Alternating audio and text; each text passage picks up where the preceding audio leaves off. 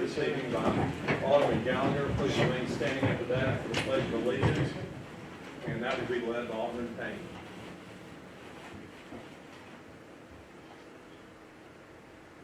Heavenly Father, Lord, we thank you for the opportunity to meet again, Lord Jesus. We thank you for the good things that you're doing in our community, Lord. We thank you for having your hand over Southaven and protecting us, Lord Jesus. And Lord, we just ask for your wisdom in tonight's meeting, Lord, and for you to continue to watch over us. In your name we pray. Pledge allegiance to the flag of the United States of America and to the republic for which it stands, one nation, under God, indivisible, with liberty and justice for all.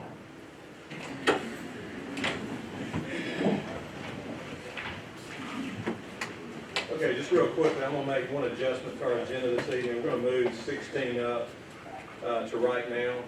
This is recognition of Constitution Week.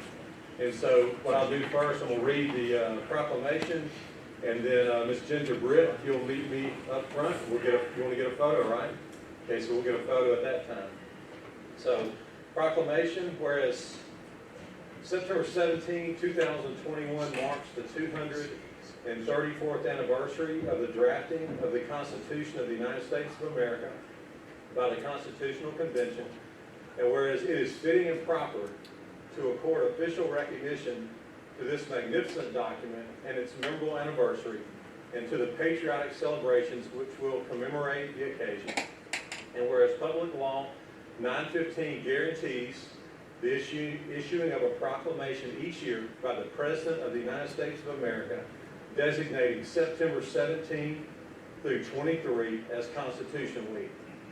Now therefore I, Darren Musselwhite, by the authority vested in me as Mayor of the City of Southaven, Mississippi, hereby proclaim the week of September 17 through 23, 2021 as Constitution Week. In addition, I ask our citizens to reaffirm the ideals that the framers of the Constitution had in 1787 by vigilantly protecting the freedoms guaranteed to us through this guardian of our liberties, remembering that lost rights may never be regained. And how fitting in our country right now, this is not written down, this is me talking now. How fitting that we have to say this again to remind everybody in our country right now that the Constitution was written for a reason, to protect our liberties in this country, and it's not good enough for one person here and there to stand up for that. We need every American right now to stand up and be an American and remind people that the people that drew the Constitution did it for a reason, and what happened in 1787, the goals that they were trying to achieve still apply in 2021. So I challenge everybody that's in the audience tonight, or that may be watching, please stand up and protect our liberties as Americans.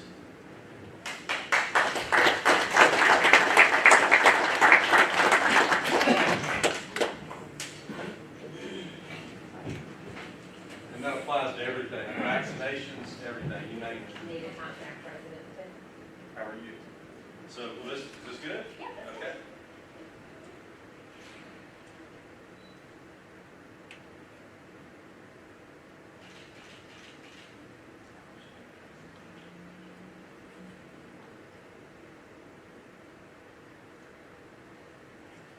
Thank you very much.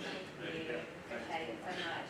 And then, next on our agenda, we're going to swear in our deputy clerk. So, our clerks will come forward. And we'll do one at a time, right? Yeah. We can just think about each other. Yeah, that's fine.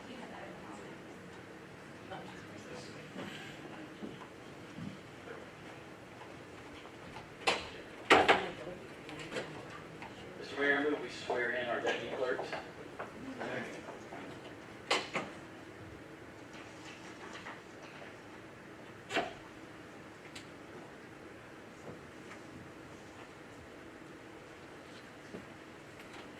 Okay, Alderman Payne made a motion to appoint our two deputy clerks, Nicole Lario and Ashley Ford. And then Alderman Hooch, you second that motion, right? Is there any discussion? Hearing none, roll call, please. Alderman Payne. Yes. Alderman Gallagher. Yes. Alderman Hooch. Yes. Alderman Jerome. Yes. Alderman Gallagher. Yes. Alderman Wheeler. Yes. Yes. That motion carries. All right, who's first?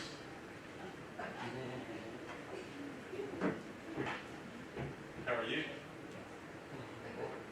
Thank you for bringing the Bible for us. Okay, raise your right hand. Okay. Okay, and repeat after me. I, Ashley Ford, do solemnly swear that I will faithfully support the Constitution of the United States and the Constitution of the State of Mississippi, and obey the laws thereof, that I am not disqualified from holding the office of Deputy City Clerk, and I will faithfully discharge the duties of the office upon which I'm about to enter. So help me God. Congratulations and thank you for all your work.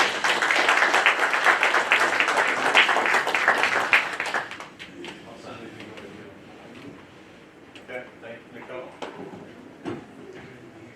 Thank you.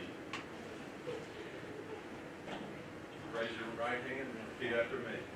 I, Nicole Valerio, do solemnly swear that I will faithfully support the Constitution of the United States and the Constitution of the State of Mississippi, and obey the laws thereof, that I am not disqualified from holding the office of Deputy City Clerk, and that I will faithfully discharge the duties of the office upon which I'm about to enter. So help me God. Congratulations and thank you.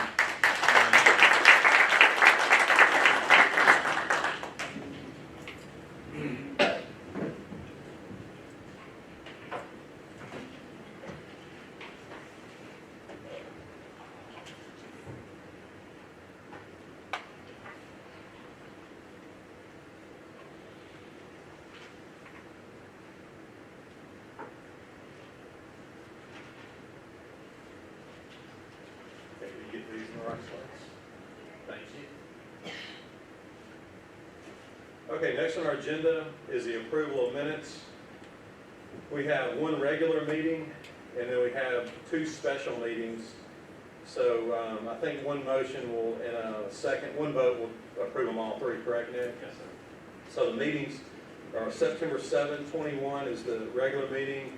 Special meetings are September 9 and September 14th. So there's our motion to approve these minutes. Second. Alderman Hoots made the motion. Alderman Payne made a second. Is there any discussion? Hearing none, roll call, please. Alderman Payne. Yes. Alderman Kelly. Yes. Alderman Hoots. Yes. Alderman Jerome. Yes. Alderman Gallagher. Yes. Alderman Wheeler. Yes. Alderman Flores. Yes. Okay, and that motion carries. Next on the agenda is a resolution for the fiscal year 22 donations. Is there anything to discuss? Mr. Mayor, I move we approve the donations for the year 2020, for the budget year 2022. We have a motion by Alderman Payne, second by Alderman Kelly. Is there any discussion? Hearing none, roll call. Alderman Payne. Yes. Alderman Kelly. Yes. Alderman Hoots. Yes. Alderman Jerome. Yes. Alderman Gallagher. Yes. Alderman Wheeler. Yes. Alderman Flores. Yes. That motion carries. Next on the agenda is a resolution to approve the nuisance property ordinance. Second. Got a motion by Alderman Hoots, second by Alderman Gallagher. I'll start the quick discussion, just to recap. We did have one of the special meetings, just mentioned. The purpose was that was to discuss ordinances.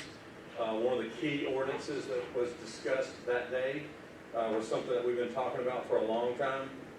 And don't confuse this with rental property when I speak, but this does apply to rental property and any property in the city. We've learned that Southaven is not immune to the same problem that exists everywhere in America right now. There is an abundance of rental properties and other properties where the owner of the property are not only maintaining the property, they're not taking accountability and ownership of what occurs on the property. And what has happened in the city of Southaven the last few years, we've had some situations where not only is it a property condition issue, it becomes a criminal issue as well. Some of these issues where homes are deteriorated, not taken care of, where there's not proper vetting of tenants, and then just neglect by the homeowners. It's not, again, it's not just rental. It could be situations where maybe a family owner that owns the home lives in a different location, absentee, they're not here. They don't know what's going on at the property. And our police are steadily fighting this. You know, we're having problems with this. And so it's a situation that I felt like was one of our top priorities in the city, to be proactive. And as I've said many times, in 2021, we have to be creative in how we fight crime. It's a different era than it was 10 years ago or longer in the past. Our police do an incredible job, but we got to be more proactive. We got to think outside the box.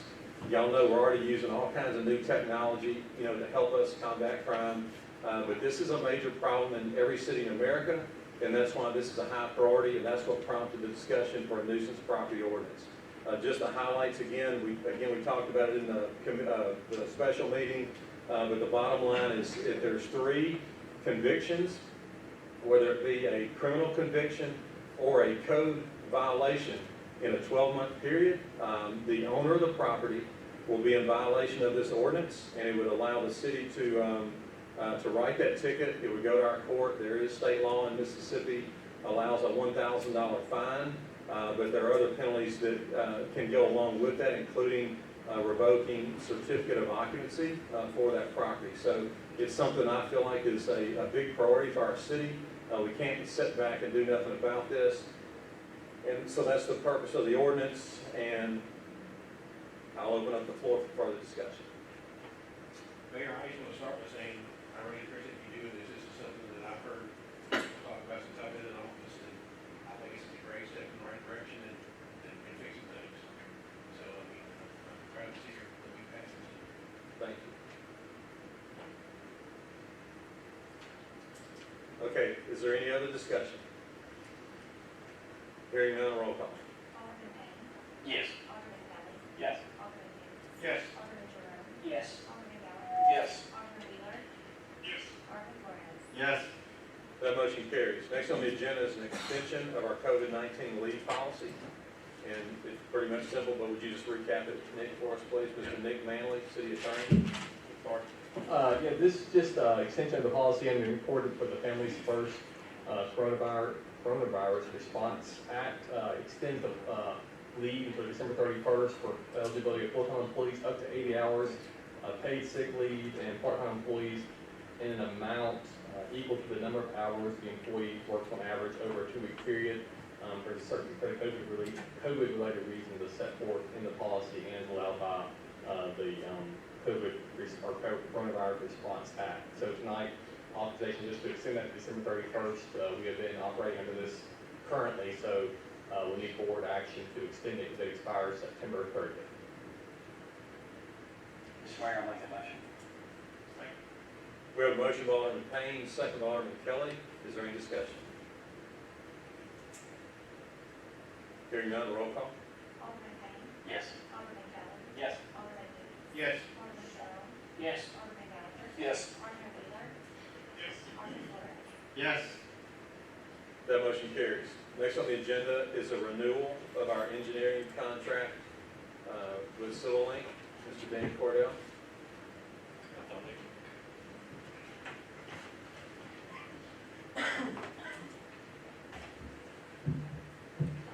Mayor, Board, this is, my contract follows the budget term. This is an amendment request to extend it for another budget term.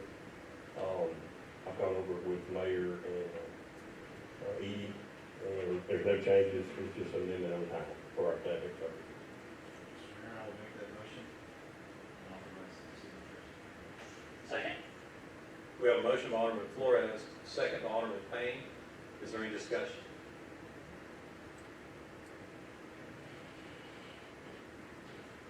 Appreciate the good job Civil Link has done for us over the years. We look forward to having another year and a productive relationship for the benefit of the citizens of Southaven. Yeah. Roll call, please. Alderman Payne. Yes. Alderman Kelly. Yes. Alderman Hoots. Yes. Alderman Jerome. Yes. Alderman Wheeler. Alderman Flores. Yes. That motion carries. Okay. Thank you.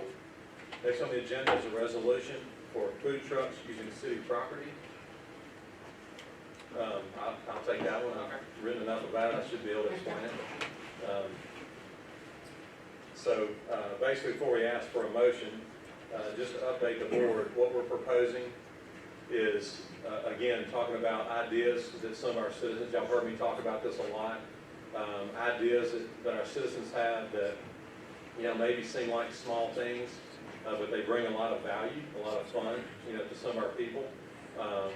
We want to be receptive to that. If there's anything that we can do to put a smile on one of our citizens' faces, if that's what does it, then if we can do it, then I say we do it. So one of the things that's one of the most popular crazes in America right now is food trucks. And I had to have Christy Google that to help me. I'm definitely not Generation Z, but I understand that it's Generation Z, and millennials too, but I think Generation Z are the ones that really are excited about the food trucks, and they're excited about it. So we've listened to that, and we've put a lot of thought into it. Met with fire department, fire marshal, Whitney, Wes, Christy, talked about all the details of it. Nick, obviously, Andrea, and so we believe we can do it. We believe we can keep it simple, make it fun, make it just one day a week. Not competing with our brick and mortar restaurants, just make it one day a week. We understand that a lot of brick and mortar restaurants also do food trucks, and so it's a way to reach more clientele for them. So we think it will be good, and do it like 10 to 3 every Friday in the city. Have 2 locations. One of those locations would be the Springfest pavement, the parking lot, the new paved parking lot at Snowgrove Park. And then we believe that we have high visibility also at the arena on Highway 51 at Dorchester Drive. So have 2 locations, do it 10 to 3 every Friday. Obviously, like I mentioned before, we know that people always want to kind of challenge our system. No El Caminos with a trailer on the back with a hot dog, nothing like that. There is a formal definition of a food truck, it's out there. So it has to meet the definition of a food truck. And so we believe this could be a good thing. Last week, just doing my homework, after listening to the citizens, I drove up to Court Square in downtown Memphis, because I understand they have a pretty good event up there. It was really impressive, really neat. Around the old Court Square in Memphis, they have food trucks every day there. It's a great place just to have like a little mini carnival atmosphere. It's just a fun thing. People get outside, they walk, they're talking, socializing while they're getting their food. They sit on a park bench, enjoy the outside while they eat their food, and then they get back to work. So it's really a cool thing. I think it could be a good new tradition for our city. Again, back to competing with our brick and mortar restaurants. If any of you try to go, if you're in a hurry and you try to go through a drive-through, any restaurant in Southaven, you understand that you better get ready to wait. There's tremendous lunch demand in a hurry in Southaven. So I think this is something else that would give people a different option. They don't want to go wait. They want to be answering emails or texting or whatever while they wait in line, get something at a food truck. I think it just adds another option that would be good for our citizens. So with all that being said, it's really no more than that. $100 permit fee application available through the city clerk's office. We do have some expense. Our fire marshal's going to have to go out there and make sure that the cooking apparatus is correct with the trucks. Obviously, we'll have trash pickup, so there's a little bit of work for the city. So for that reason, we are going to charge a $25 per day rental fee. And then if you plan on coming every Friday during the month, you can save $25 with a $75 monthly fee. So that's very low. We felt like we kept it, started low, and get the demand up and get some vendors out there. But that's basically it. Any other discussion or questions? We want to start it ASAP, but I think what we'll do, or my recommendation, would be let's make it Friday, October 8th, just to give the vendors time to be informed. And, we want to get, like I said today, if we have one out there, we're in business, but we'd like to have more than one truck out there. So my recommendation is that we make it effective October 8th.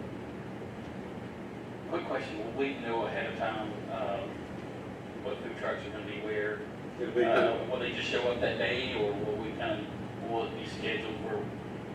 make arrangements before? We have a limit on the number of locations we can facilitate at both locations.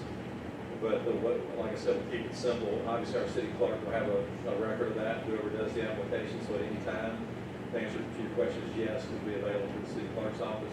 Now, as far as telling somebody where they're going to go, we're going to let the free market system go. They pick their location. If they want to go to Snowden, they want to go to the arena, we'll let them choose that. Obviously, if one location is full, then we'll communicate that, and we'll let them know that that's full, but you go to the other location. Any other discussion or questions about that? If not, then I'm asking for a motion to approve those fees and to approve food truck rides. Second. Got a motion by Alderman Kelly, and I think Alderman Gallagher made a second. And if there's no other discussion, roll call, please. Yes. Yes. Yes. Yes. Yes. Yes. That motion carries. Next on the agenda is the approval of uniforms in our Public Works Department. This is just authorization for Public Works to order their uniforms from Centus, which is the entity that has the Mississippi State contract. So tonight, the Public Works office, Public Works, can coordinate with Andrea to get that process started for ordering those uniforms off the state contract and those expenditures for that purpose. Second. We have a motion by Alderman Flores, second by Alderman Payne. Is there any discussion? Hearing none, roll call. Yes. Yes. Yes. Yes. Yes. Yes. That motion carries. Next on the agenda, with the additional police officers, the city will be expanding and hiring. We're going to need more body cameras. So next on the agenda is Sally Police Department purchase of additional body cameras. Just real quick, when you do that, Axon was the sole source, you want to ratify that sole source resolution that was approved last year under the previous board, and to ratify that, and then, as the mayor said, authorization to purchase those additional cameras under the sole source purchase in an amount not to exceed $31,000. So moved. Second. We have a motion by Alderman Gallagher, second by Alderman Hoots. Is there any discussion? Hearing none, roll call. Yes. Yes. Yes. Yes. Yes. Yes. That motion carries. Next on the agenda is the recommendation to award the CE&I contract for the Getwell Road widening project to Civil Lane. Ms. Whitney Cook. Yes, sir. Board, we advertised our clearing ledger per NDOT's procedural standards, and we advertised on the 13th and the 20th of August. We received the contract proposals last week. We reviewed it. Civil Link was actually the only one that we had proposed at that point in time. We went through a selection committee process, which included myself, the mayor, Edie, and Andrea. We felt they were very qualified. They already do a lot of the work for us. They've already designed this project for us. So the CE&I is your construction, engineering, and inspections. So once we get actually under full construction, which is set to be in March, these will be people on the ground inspecting and ensuring that we're in compliance. OSHA regulations are being met, NDOT regulations are being met, so we keep our funding going. So it's our recommendation tonight to award the CE&I contract to Civil. I'll make that motion. Second. We have a motion by Alderman Flores, second by Alderman Gallagher. Is there any discussion?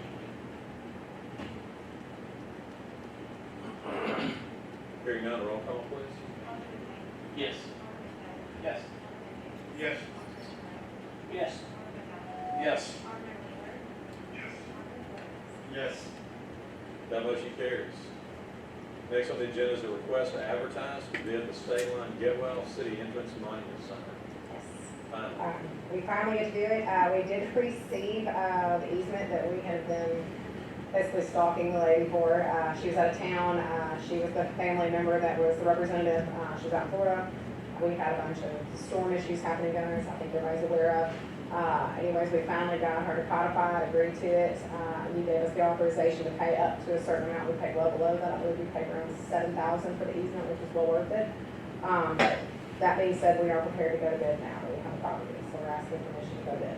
Our projected opening date for bid will be October 29th, if all goes well.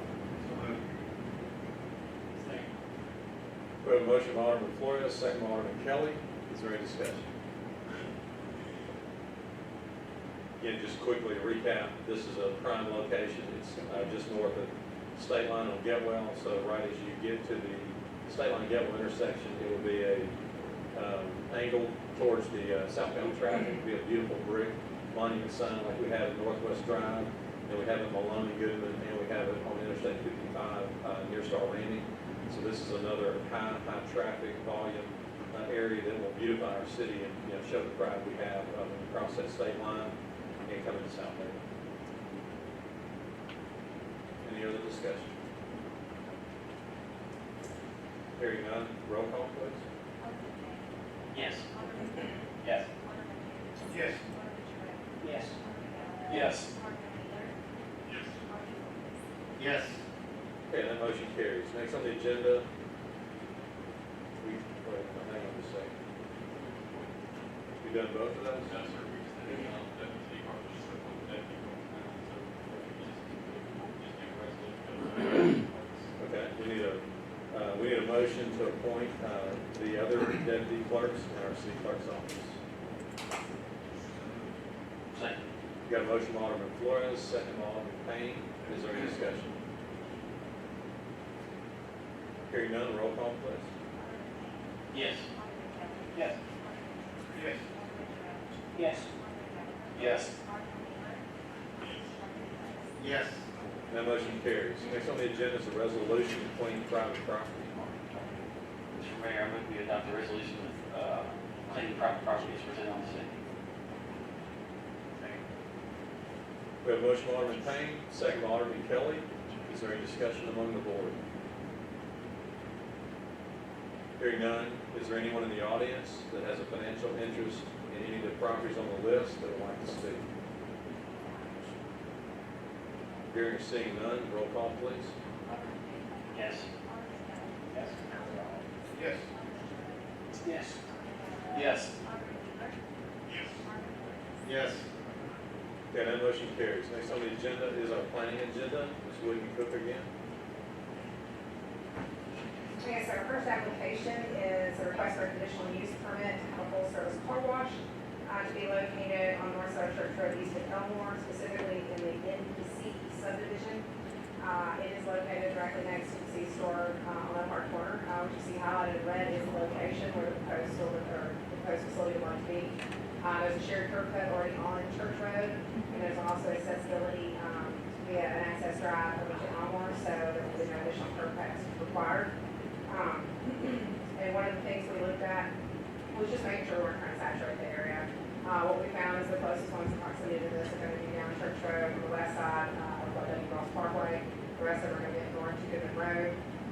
We looked at some different uses on this site. It's kind of an interesting site. It's right outside the Metro District. It's a very small lot to build on, so we felt like the car wash would be a good cohesive type development for the C-store. So we did recommend approval for a one-year conditional use permit with a 4-year extension. And I will say we did have a split vote. We had 5 commissioners there on site, 3 were yes and 2 were no.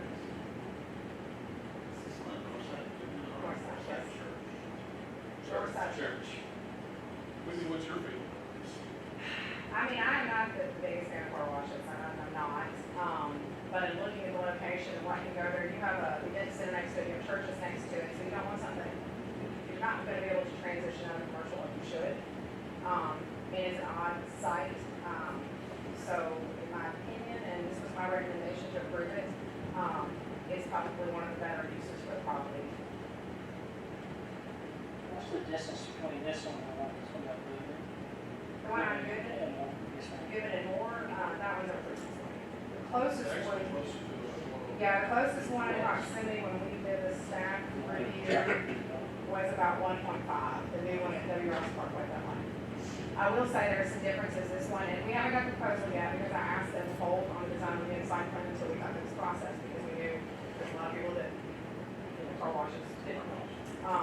But this one is planned to be a full service versus, just the standard tunnels that you see, so it will have a little different, of a business summary, a business description. It's got an area where people will actually come in and detail it, really hands-on detail of the thing as well. The closest one I can remember, and everybody should remember, is the one that was on the corner of Goodman and Airways, and see where the CVS pharmacy is. That's the best one, and I don't know of another one around here like that. That's- Old school Mr. Pride. Yes. Old school, that's a good one right there, yes, yes.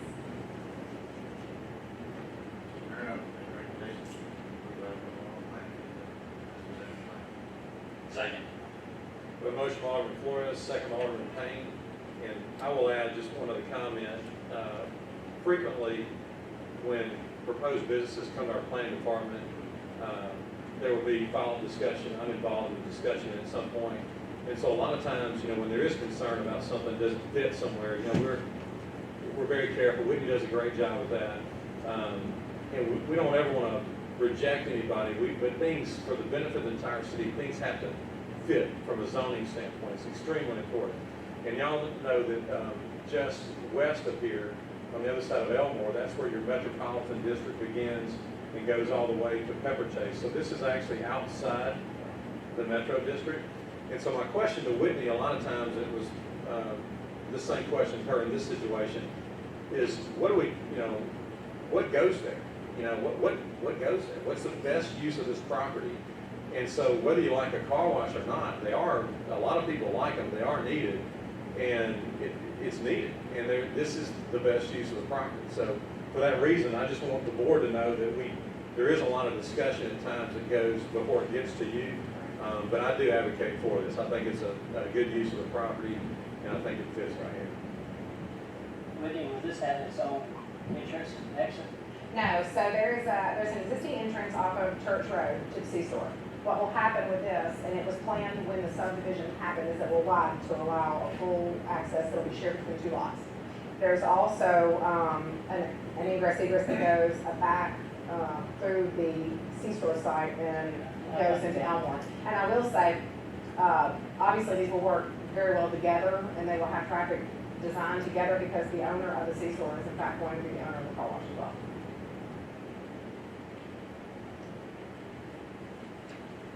Is there any other discussion? Hearing none, for item 1, roll call, please. Yes. Yes. Yes. Yes. Yes. Yes. Okay, that motion carries. I was just talking to Nick. The next 3 applications are all rezonings in the exact same vicinity for the same reason, which is going to be what you see right there, the proposed Honda site. We will remember back in 2019, Honda came to us, rezoned a portion of the property up on Goodman Road, approximately 8 acres on Goodman Road, and wanted to do a standard size Honda site. The franchise flag went to a gentleman out of Atlanta, Georgia, and he wanted to do one of his super sites. He felt that there's a need.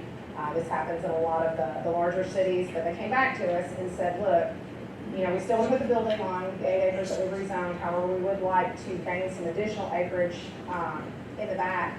One, because they were very tight on attention and green space, and they were removing a lot of trees, so they had a lot of replacement trees we put on there. And 2, they also wanted some overflow parking. So there's 3 different sections to the rezoning. I'll go over them separately so we can vote on them separately, but they're all associated with this development. So the first one is just 1 acre. I believe there's one more overall site, if we can go down one more. Right, okay. This is kind of breaking it down. What you see at the top, the big block, it says it's already been rezoned. And then you have 3 different sections, and there are 3 different subdivisions, so this will kind of help you see where we're going. The first one is 1 acre, and it's going to be the 2 small half-acre lots right there on Elmore Road, just north of Jennings Drive. Currently, they're zone C1. They would request to go to C3. So we look at the comprehensive plan to make sure it's consistent with the comprehensive plan, and then we look at the character of the neighborhood. C1 doesn't fit there specifically because it's not in a residential area, it's across from Big Box, Sam, and other dealerships like that, so we feel that it is justified, and we are requesting approval to rezone that from neighborhood commercial to the C3. I will make that motion to approve that item. Second. We have a motion by Alderman Flores, second by Alderman Gallagher. Is there any discussion among the board? Hearing none, also with the rezoning, is there anyone in the audience that would like to speak?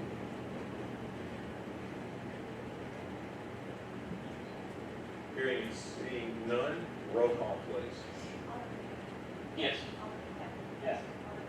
Yes. Yes. Yes. Yes. That motion carries on two. The next portion we're looking at is right behind it, the two lots that are still on the north side of Jennings Drive. This is 2.741 acres, and this is considered the Rayburn subdivision. Again, it is zone C1, which is neighborhood commercial. They're requesting to go to C3. We would maintain the same argument. It's not in a commercial area. They're not small lots, which would be consistent with C1. And it's across from the big box areas and then heavily commercial areas. So again, it is compliant with comprehensive plan. We do not feel what the zone now is in character of the neighborhood, and we would request to also rezone this from C1 to C3. Make that motion. We have a motion on three by Alderman Flores, second by Alderman Gallagher. Is there any discussion among the board?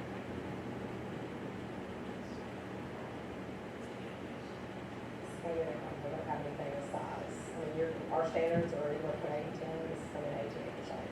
And Honda is something we've not had before. Honda makes a great product. It's a great addition to our city, having a Honda dealership. This is one, Is, Winchester, probably. Winchester.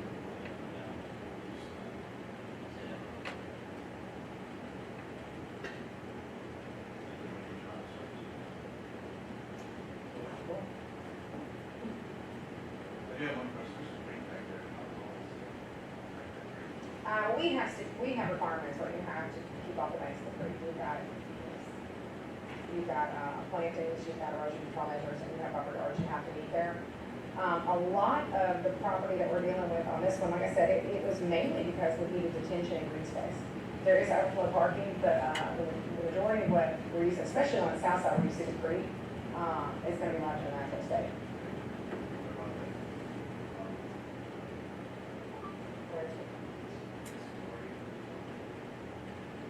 Oh, yes, I would imagine, yes, that's not a detention area, so I would imagine they will reroute that water. Obviously, we haven't gotten to design for Yeah, civil, every so, land disturbance is gonna be a land disturbance. and this is a big one, we'll have a shot with DEQ. Yeah, we've been to drainage issues. Just a little.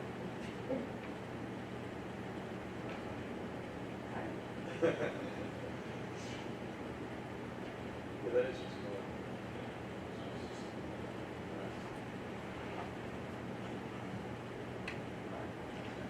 Okay.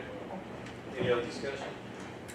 Okay, and since it is being, property is being rezoned, is there anyone in the audience who would like to speak about the rezoning of this property? Hearing and seeing none, roll call please. Yes. Yes. Yes. Yes. Yes. Yes. That motion carries. So our final one is the 6 acres on the south side of Jennings Drive. This is where creek comes into play. And this one is a little different in the sense that there's a tiny portion on the southwest corner that will hit the backside of Belmont Estates. So some stipulations were put on this one. Again, we do feel like it's in character of the neighborhood. It is actually C4, which is a harder zone than the C3. So they're almost down zone here on this one. We still want to make sure it's in character of the neighborhood. We still want to make sure it's compliant with the comprehensive plan, which we believe it is. But the stipulations we put on this were that there was a heavy natural buffer line that was to remain in place. We have told them in the design they cannot have the overhead speakers, like you see so many of the car dealerships. And we have also told them that we will monitor the lights and the wattages so that it doesn't have that overpowering design. The car dealerships never have it. They had no issues with that. We also, if anybody's been down Jennings Drive, it's a mess, it's got some issues. They're gonna do a lot of the improvements, and they're actually gonna put a code at the end, so we've got more accessibility for emergency services with this. But they did agree to all these stipulations, and like I said again, it is compliant with the comprehensive plan. We do believe it's in character with the neighborhood, and we did recommend approval with those stipulations. I'll make that motion.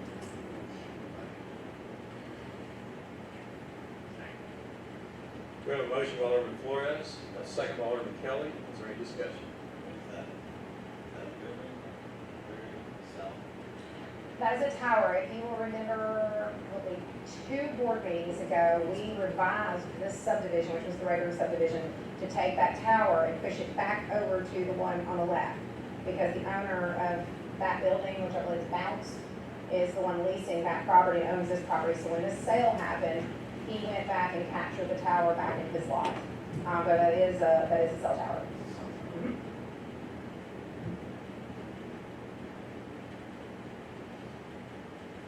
Any other discussion among the board? Hearing none, is there anyone in the audience that would like to speak regarding the rezoning of the property? Hearing and seeing none, roll call please. Yes. Yes. Yes. Yes. Yes. Yes. That motion carries. Thank you. Next on our agenda is our mayor's report.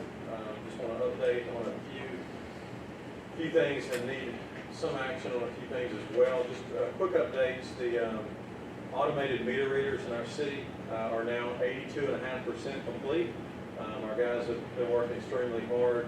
As y'all know, this is a great project for the first time in our city's history to have automated water meter readers. The benefits to that are go on and on. The accuracy obviously makes sure that the citizens are paying the fair amount for their water. When there's a water leak, it makes us more strategic in being able to diagnose when they have a water leak. It helps the citizens in that regard. And also, again, back to fairness, you only get charged for what you use. So it's a great project. I know that I always hear people love to talk about their water bills. I know that. And so I just want to assure everybody that the program is working and that if you have a dispute, if you have questions about it, we welcome a phone call. All you do is you call our water department and we have staff ready to answer your questions, to diagnose and let you know, make sure that that it is accurate. But if you're getting a bill that's higher than normal, chances are you're using more water. So anyway, enough of that. Automated meter readers, big deal, almost done. The second thing that I want to update everybody about, again, back to our new events, our fun things that we're trying to get started in the city. We started the shows at Soche Park recently, where we're going to show movies on a large movie theater outdoors. And our first ever show at Soche is going to be this Thursday night at sundown. It will be at Soche Park, right behind City Hall, and it'll be located on the western end. The screen will be set up just north of the library, and so there'll be plenty of grassy area for people to bring their families, have a picnic, set the blanket out, and bring the whole family. Plenty of room, a lot of grassy area. So we're looking forward to that. I plan on being there, and I invite everybody. Hope everybody will make an appearance if they can for the first ever show at Soche. It is the first movie is The Secret Life of Pets. And then the second one that we're going to have this year is going to be in October, and it's going to be Coco. So anyway, hopefully everybody can join us out there for that. One thing that I do need board action on, and as a result of one of my one-on-one meetings with one of our Aldermen, Alderman Jerome, it's in Ward 3, he pointed out the fact that we didn't have a sign denoting the name of the park on Guthrie Drive, just near Airways, just north of Lanise, right there at Airways and Guthrie Drive. And so we went back and looked at that. Come to find out, the park did have a name. It was called Light Park. I don't know the history of that. So anyway, while we started talking about that, just the wheels started turning. Obviously, it's on Guthrie Drive. Guthrie Drive was developed by a South Haven citizen named Hal Guthrie, who is a fine citizen of our city that recently passed away 2 years ago. And Mr. Guthrie was one of the most unselfish citizens that we've ever had. He was known to, in his retirement years, to go cook a meal and just deliver it to organizations and to people. He was just a super fine gentleman for our city. And so what I'd like to do is ask for approval tonight that we name this park Hal Guthrie Park. I think it would be fitting, and I'd love to honor Mr. Guthrie in this way. And then it would give us an official name that everyone knows for this park. And then we will go ahead, if y'all agree to do that, we will go ahead and get another sign out there, so we'll have a sign for the park. A sign that matches the others that we have in our city. So I'm asking you tonight if someone will make a motion to name this park Hal Guthrie Park. I'll second. Okay. We have a motion by Alderman Flores, second by Alderman Payne. Is there any discussion? Hearing none, roll call. Yes. Yes. Yes. Yes. Yes. Yes. Yeah, that motion carries. The last thing I want to update the board on tonight, and it was not on the agenda because I was late getting this information. I did email it out to everyone. No board action is being requested. Just want to talk about it and update you. For years, I've been a part of the Mid-South Mayor's Council, which is just what it says. All the mayors in Tennessee, Arkansas, and Mississippi are in a council. We meet periodically to discuss things that affect all of our cities as fellow Mid-South cities. And this organization is Memphis-based. It's been called Region Smart that sponsors the Mayor's Council. And so over the years, we've talked about different things, and kind of like a lot of governmental meetings, a lot of ideas are thrown around, but sometimes it's kind of challenging to get things in action, to make things move. I'll leave it at that. In government meetings, a lot of times people just talk about things and nothing happens. Not us, but in others. And so this one has started to change recently. And I don't know exactly what prompted that. Maybe the efforts of a lot of people. But we realized that, I don't have to explain the dynamics of the Memphis Metro to everybody. Memphis is the big city. There would be no South Haven if there weren't a Memphis. There'd be no Bartlett, no Germantown. We all know that. But things have changed over the years. There's been some animosity at times between the city of Memphis and DeSoto County. At times we've become somewhat economic competitors. But the bottom line is we're still a suburb of Memphis. And what's good for Memphis in most situations is good for South Haven. And it's important that we operate regionally. There's a lot of areas around the country that have formed these regional pacts. And it's astounding. I was not aware of that. They've actually formed these agencies that are almost like a lobbying firm or a governmental entity on their own. And so they've been able to get the collaboration of United States Congress people together and get bills passed and get funding to their areas. And I don't have to explain this, and I'm not bringing up a sore issue, but it's no secret that DeSoto County is sometimes forgotten in Mississippi. I don't know how that is, since we thrive so much economically, we bring so much to the state of Mississippi, but for some reason we get forgotten at times. So I think it's important.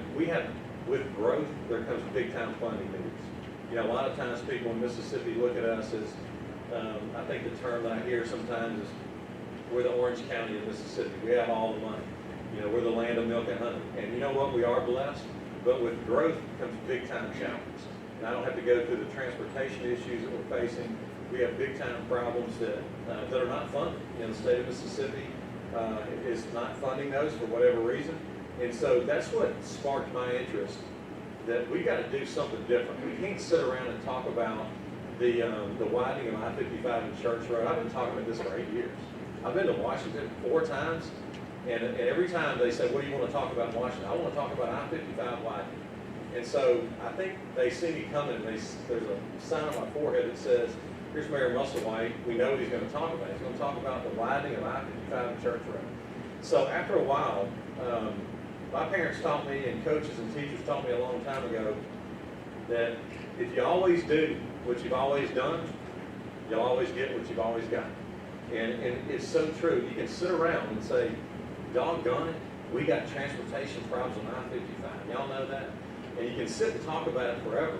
Or you can finally one day say, you know what? I've been to Washington 4 times. Nothing's changed. I've been to Jackson over and over. I talk to MDOT all the time about it. And for 8 years, nothing has changed. And so that's, again, what sparked my interest with this. And what I've asked, I had the opportunity, the privilege to talk to Senator Cindy Hyde-Smith recently and just ask her a simple question. I said, are there situations where you partner with the Tennessee senators and the Arkansas senators? When y'all do that, when y'all come together, does it give you more bargaining power to get bills passed? And she said, of course.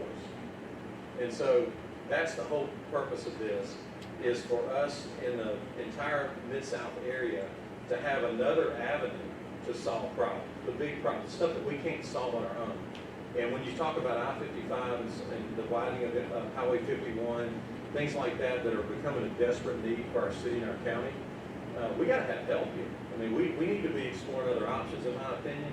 And if there's a way that that there could be, you know, some funding that was achieved by this organization where it had a benefit for everybody. You know, obviously when you involve more people, you got to set it up to where one group doesn't get all the attention to get the money. So what has happened with these in other parts of the country is they have a board where all the states are represented. So it's not, when they vote on something, it's not just a majority vote for the whole board. They also have to have a majority for each subdivision as well. So like, if we were to join this, and this is St. Louis rep explained how this worked to us. So in St. Louis, they had to please Illinois and Missouri. So they had a board, but then nothing would get passed if they didn't have a majority totally and in Missouri and in Illinois. And the reason that's important, it doesn't cause people to get bitter and say, hey, all the money coming down from Washington is going to Memphis. It's not going to Southaven. And that way everybody, there has to be a piece of the pie for everybody. So I like the idea. And just to give you a quick example, I know we're limited on time. The gentleman in St. Louis that came and spoke to the mayor's council explained this entity. They created it. It has bonding authority. It's almost like I said, it's almost like its own governmental entity.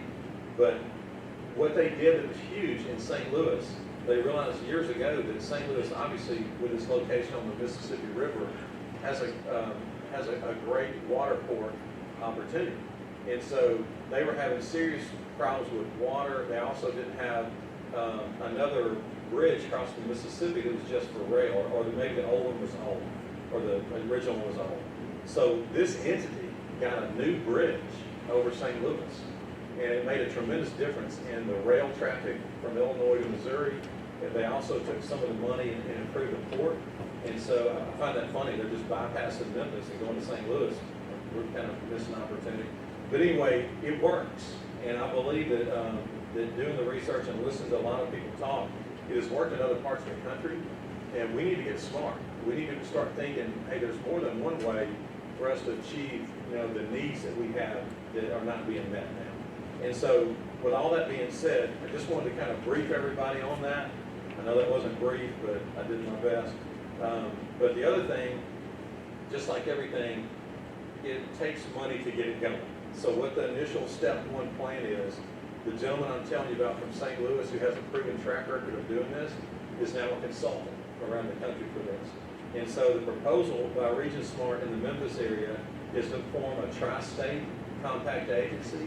And the first step would be to hire this person as a consultant to get it going and get it set up. And that fee is $150,000. The city of Memphis, Mayor Strickland, I'm very impressed, stepped up immediately and said the city of Memphis will offer half of that up front. So, and his logic behind that went to population.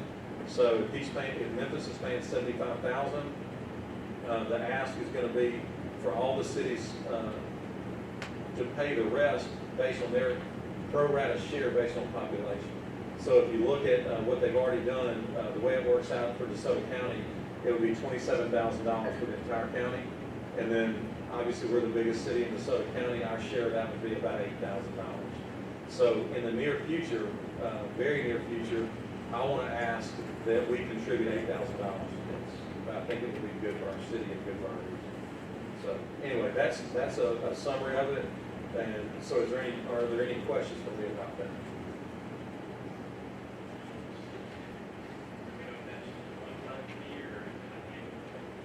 It's a one-time fee to hire the consultant who would set up the compact agreement. Then at that point, it would have its own board of directors and have its own funding mechanism. So it's my understanding that this would just be a one-time fee to hire the consultant.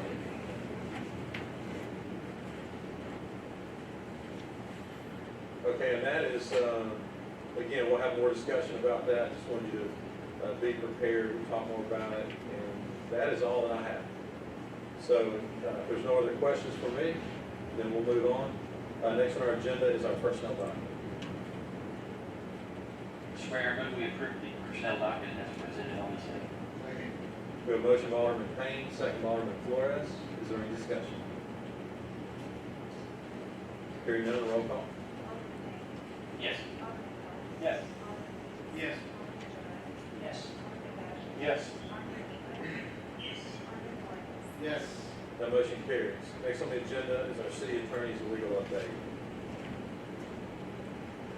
Don't provide, first item is, got this late this afternoon is, obviously the marquee is being taken down at, Stone Road. And Wes Brown has been requesting that this be, surplus. It's asset, 4044, be surplus according to Mississippi Code 172525. We have a motion by Alderman Flores, second by Alderman Kelly. Is there any discussion? Hearing none, roll call, please. Yes. Yes. Yes. Yes. Yes. Yes. That motion carries. And next item, this came up, earlier today and yesterday, it's, I think the email was sent about it as well, regarding the rates increase for our EMS to, increase those rates effective October 1, to, reflect the rates that can be collected from Blue Cross Blue Shield. I don't think the, current rates are, Chief Guy is here tonight, can explain more, if there's any questions, the current rates aren't, or what we're charging Blue Cross Blue Shield will cover more, than our current rates allow, and also it's, put us more in line with the other rates are being charged, whether it's within the county. And then it also allows us to obviously collect more money to offset the losses that we already have, through EMS. I know there's maybe some questions about this item, but, tonight we're presenting that for approval, if the board so desires, so it can be effective October 1. So, any questions, I'll try and answer, but Chief County obviously can answer more than I can. Second. We have a motion by Alderman Flores, second by Alderman Payne. Is there any discussion? Yeah, Nick, I've got a few concerns with this. I was recently contacted by a resident talking about how much he had to pay out of pocket once the insurance paid and that kind of stuff. I understand that we got some kind of agreement with Blue Cross Blue Shield, so like we're in network with them. So can we expand that to where we get in network with other insurance companies, so the co-pays are not as, they can be reduced, that kind of stuff. As it stands right now, like if something was to happen, in healthcare, then it would pay the full rate because they're out of network, and the insurance only up to 60% of what's paid, that kind of stuff. Is that something we can do? Don't see why we couldn't, I mean, I'll defer to Chief Scotty. I'm gonna say our contract with Blue Cross Blue Shield is more of a, where they will reimburse the billing company rather than the patient. All we saw in the past where, when they were paying the patient, but not the patient will never pay the bill. So if we have a contract in place with the carrier, they were able to recoup that money, but, it doesn't change the rates. Well, I talked to people who was saying today, United Healthcare both, and they said if we would have a contract with them, that we would accept what they pay and that kind of, the rates they pay, that kind of thing, like you do with doctor's offices, and then it help the patient, with insurance claims, because then if we're in that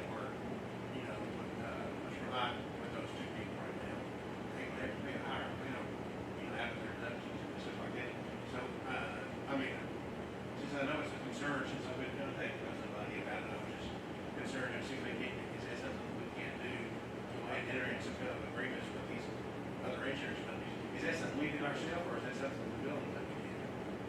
Well, it was joint, actually. Yeah, the Blue Cross issued me, we weren't getting paid, and they said, well, if you want to pay here, you can, here's the drinks, that's what we did, so we can get to make sure we're getting paid, sometimes we don't personnel, but other issues, I'm not sure, I haven't, with United and Cigna, I don't know, I got to try to among those, I don't know what the rates would be, I think the issue, also, you guys speak for this, I can, but I think they're also, we don't do that, I think you do, you have to be discount, or what you're, actually charging.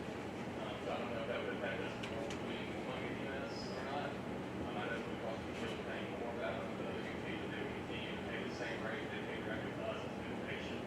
That's something I just don't know that would go to the contract, how we do it. I did reach out to our billing company, they checked, and, it sounds like it really depends on the individual's policy on what they're paying for, change based on the fact. Well, I'll add to that. I mean, obviously, we've had discussion about this. This didn't start today. So when we were discussing the rate, how it initially began, is that we're much lower than everybody else. Even, I mean, if you look at the national averages that the chiefs sent out, we're drastically less on everything than national averages. But even locally, even the Southern County cities are charging more than we are. So it's not a wise financial decision for us to charge less than the neighboring cities. I mean, we have the same demands as everybody else. And as far as insurances goes, we obviously would love to enter any agreement if that helps our citizens. But we got to be careful. It's not our role to be in the insurance business. I mean, that's, our role is to properly charge for the service that we render, and whether or not, because when you get into 54,000 citizens, you're going to have a wide variety of health insurance policies. Some have it, some don't, and so it's almost, in my opinion, it would be an impossible thing for us to someone get into insurance. We're not in the insurance business. Although again, we welcome, just like the Blue Cross Blue Shield thing, if they're willing to do it at a fair price. But do you see any reason we wouldn't do that then? No, sir, I think it'd be good, to the extent we can get the, company things directly or billing out directly, that helps us. Yeah. When it goes to the individual, a lot of times those, I know chief guys, I can, a lot of times those checks don't make it back to us. They just don't pay, and we can't just give, under state law, we can't just write off that and try to collect that money, and that makes us another issue as well. When we collect it, in some countries, we actually have a collection that helps with that, but that's the mayor's point. Yes, that'd be great, we get more, we can do that. And Alderman Hoots, just so you know, in our discussion, we were trying to make a proposal to y'all tonight. We talked about that, and our logic was we want to try to stay away from situations where the insurance pays and it's not enough, and then our citizen gets a supplemental bill. We don't want that to happen. So that's why we chose to still stay on the low side. So I think what we got there is still very low. Well, actually, they contacted me from Social Security, his wife was transported to the hospital. He has medical insurance, supplemental insurance for Social Security. They paid $171 for the transport, and he had to pay $265. Well, see, that would still be the same thing today. Even if we weren't adjusting, we'd still be in the same situation. Right, but- We can't do that. We can't lower it that. But what I was saying, if we got in this, if we had some kind of agreement that his copay would differ, and we can, because that's the main thing both of them said to me today, was is that if we had an agreement with them, Yeah. then, the percentage that they have to pay would still be like 80% as opposed to 50 or 60. Right, but you do understand that an agreement with them, it'd have to be something that's suitable for the city and them. We're not gonna go in and they spit some ridiculous number out. I mean, we have great demands on our EMS services. We're not gonna do it for free. I mean, And with Blue Cross Blue Shield, just probably wasn't clear, I think what that does, it doesn't really discount, it just says they're gonna pay us. And so if to the extent that Cigna and or United or whoever wants to do that, that'd be great. Say we're gonna pay us. Now, I think the issue becomes, Blue Cross Blue Shield does pay, my understanding what it sounds like, as an example, they pay a lot higher rate.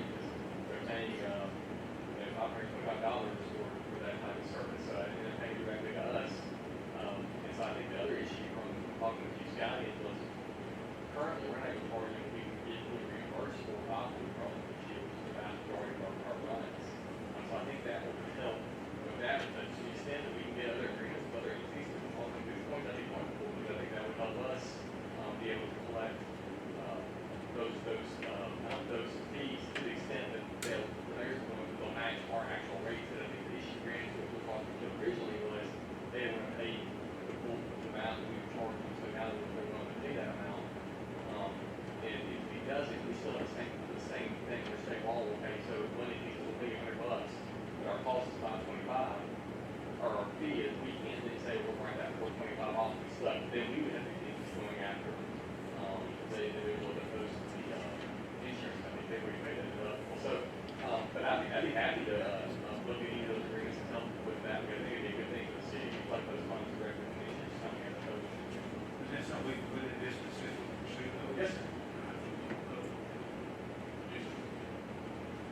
But you're saying that but not that binds us to that. I mean, we don't. Just that we'll pursue, you'll look to get creative.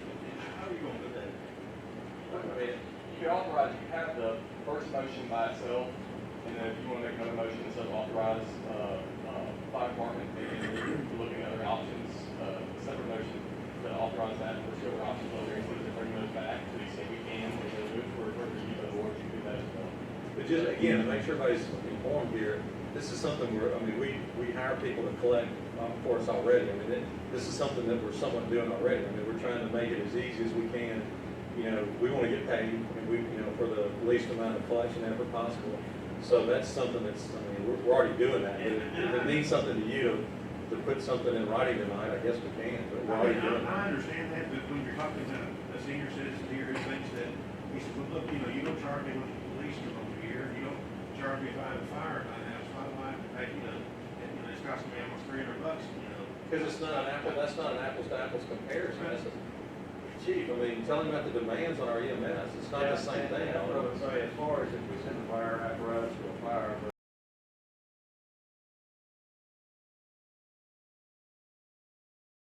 multiple items that we can only do things use, so it's the expense versus the fire call, so that's. Also, so let's just take all, we have to provide fire protection, we don't have to provide EMS protection, that's why we can charge for that. So that's as a city, we have a legal obligation to provide that. That's what your taxes go for, but under EMS, we don't have to provide that, we do provide that. I think that's the difference between the two. Larry, do you have average calls across the county? Was that not in the presentation that y'all got? I thought I got the same thing. Was that? What I provided was a national average, but I have been in communication with all the other cities in the county. They are already, the average is higher than what we are doing, and they're looking to increase that as well. Yeah, I tried to find the other cities' websites, not good, so.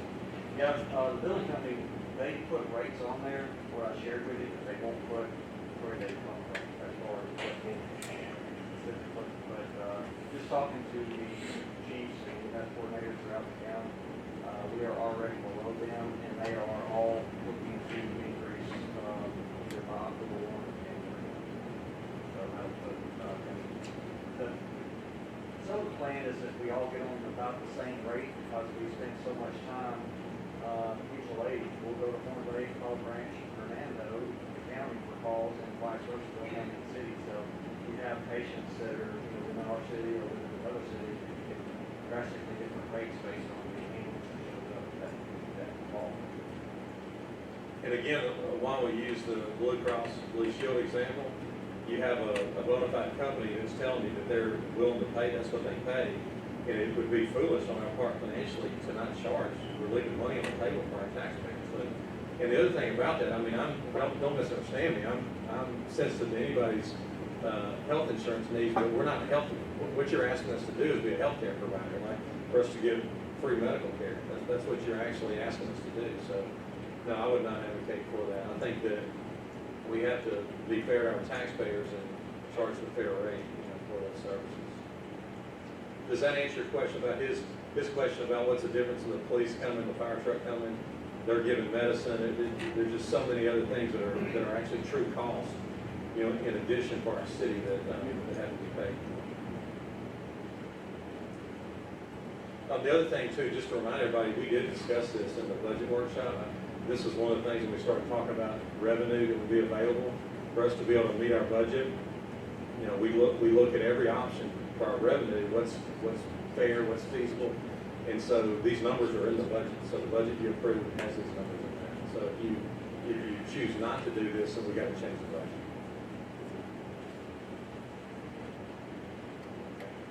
Any other discussion? And again, I'll leave, it's a fair price. If you look at the national average and the others, we're still not, we could charge more, but we are sensitive to the things that we mentioned on our things. Okay, if there's no other discussion, there's no long discussion. Do we have a motion? Okay. You got those down, Andy? Okay. Roll call, please. Yes. Yes. Yes. Yes. Yes. Okay, that motion carries. And then last time I had was, authorization to extend the public snow contract for one more year, until, September 30, 2022, consistent with the budget. We got a motion by Alderman Gallagher, second by Alderman Flores. Is there any discussion? Hearing none, roll call. Yes. Yes. Yes. Yes. Yes. Yes. That motion carries. Next on the agenda is our utility bill adjustment docket. Mr. Mayor, I move we approve the utility bill leak adjustment docket as presented on this day. We have a motion by Alderman Payne, second by Alderman Kelly. Is there any discussion?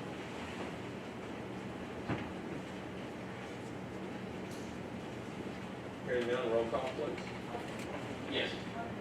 Yes. Yes. Yes. Yes. Yes. That motion carries. Next on the agenda are two claims dockets. Is there a motion to approve docket one? Mr. Mayor, I move we approve, claims docket number one, in the amount of $1,903,762.92, including demand checks. Second. We have a motion by Alderman Payne, second by Alderman Flores. Is there any discussion on docket one? Hearing none, roll call, please. Yes. Yes. Yes. Yes. Yes. That motion carries. Now is there a motion to approve docket two? Mr. Mayor, I move we approve claims docket number two, in the amount of $249.30. We have a motion on docket two by Alderman Payne, second by Alderman Gallagher. Is there any discussion? Hearing none, roll call. Yes. Yes. Yes. Yes. Yes. That motion carries.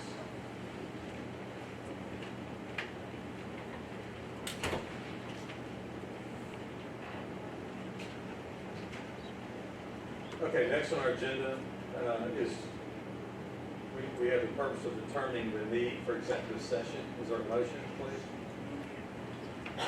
Second. We have a motion by Alderman Gallagher, second by Alderman Payne. All in favor, say aye. Aye. Any opposed, say no. Ayes have it, motion carries. The need this evening is economic development updates within the city and potential litigation against the city. Is there a motion to declare executive session? So moved. We got a motion by Alderman Payne, second by Alderman Hoots. All in favor, say aye. Aye. All opposed, say no. Ayes have it, motion carries. The mayor and board are now in executive session.